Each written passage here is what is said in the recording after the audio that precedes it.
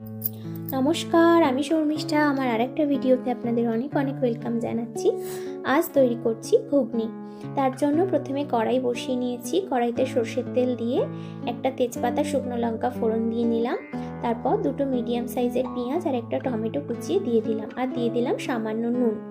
এই সময় একসাথে দুটো আলুকে কুচিয়ে নিয়ে দিয়ে দিলাম। তাতে কি হবে, পেঁয়াজ, টমেটো আর আলু তিনটেই নরম হয়ে যাবে। এবার বেটে রাখা মশলা, সামান্য চিনি, হলুদ গুঁড়ো, লঙ্কার গুঁড়ো দিয়ে দিচ্ছি। মশলার মধ্যে রয়েছে আদা, পেঁয়াজ, জিরে আর ধনে। মশলা থেকে তেল ছেড়ে গেলে এবার সেদ্ধ করে রাখা মটরটা দিয়ে দিচ্ছি। মটরটাকে ভালো করে নেড়ে চেড়ে পরিমাণ মতো জল দিয়ে ফুটতে দেব। এবার মটরের সাথে গ্রেভিটার কনসিস্টেন্সি ঠিক হয়ে গেলে ওপর থেকে গোলমরিচ গুঁড়ো দিলেই কিন্তু মটরের একদম পারফেক্ট গ্রেভি রেডি।